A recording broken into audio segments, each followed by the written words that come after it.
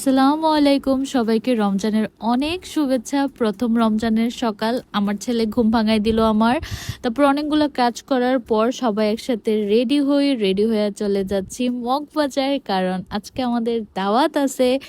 আর এখানে 4 পিস লেবু কত টাকা নিচ্ছে জানেন? 60 টাকা। আগুন। তারপর আমরা বনফুলে যাই, এটা মগবাজারের বনফুল। আর হচ্ছে পিঠাটা দেখতেছিলাম, অনেক ফ্রেশ লাগতেছিল। আপুরে জিজ্ঞাসা করছি ফোন দিয়ে খাবে কিনা, বললো খাবে না। আর দেখেন এখানে কত আয়োজন করে রাখছে বনফুলে, একদম ভাজা পোড়া থেকে শুরু করে জিলাপি, মিষ্টি তো স্বাভাবিক থাকে। তারপরে না হালিমও ছিল, একদম ফ্রেশ ফ্রেশ।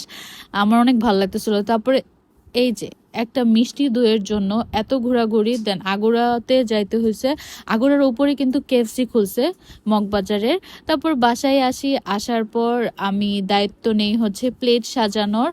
আর সব কিছু আপু আগে থেকেই করে রাখছিল, সব বানিয়ে ফ্রিজে রেখে দিছিল, জাস্ট ভাজা পোড়া বাকি। আমি প্লেট সাজানোর দায়িত্ব নিয়েছিলাম আর প্রার্থনা নিয়েছিল ভাজা পোড়ার। দেন আমি সব কিছু সুন্দর করে প্লেটে সাজিয়ে দিচ্ছিলাম। কার জানে ফোন আসছে, এডি তোমার ফোন আসছে।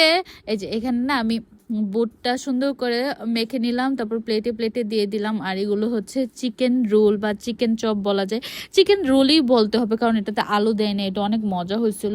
আর এই যে জাদু, প্লেট সাজানো শেষ। আর এখানে আমি ফাইনাল একটা ভিডিও নিয়েছি প্লেট সাজানোর পর। মাশাল্লাহ আলহামদুলিল্লাহ, ওরা হচ্ছে মানে আপু অনেক কিছুর আয়োজন করছিল। আর এই প্লেটটা কার জানেন? আমার সন্তুর।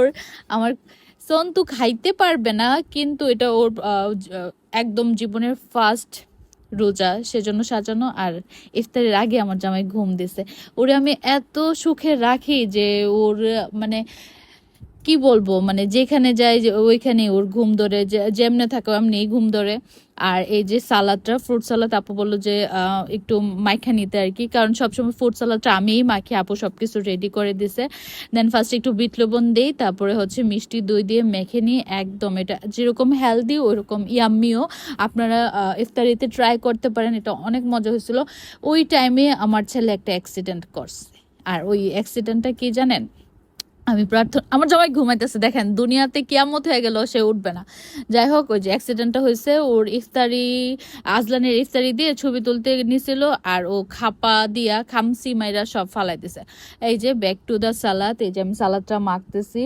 সালাদটা আসলেই অনেক মজা হয়েছিল, এখন তো দেখে আবার খাইতে ইচ্ছা করতেছে। আপনারা সবাই ট্রাই করবেন, বাসায় যে ফ্রুটসগুলো আছে ওইগুলো দিয়ে ট্রাই বানিয়ে খাবেন আর কি। আর ইনি দেখেন আমার ছেলের হাত কয়জন মিলে ধোয়াইতেছে, মানে 3জন লাগছে হাত ধোয়াইতে, মানে আরেকজন অ্যাড হয়েছে আর কি, 3জন রূপকথা। আর এই যে হুজুর বাবা তসবি নিয়ে বসে আছে ইফতারির আগে। আলহামদুলিল্লাহ পরিবারের সবাই মিলে একসাথে ইফতারি করছি।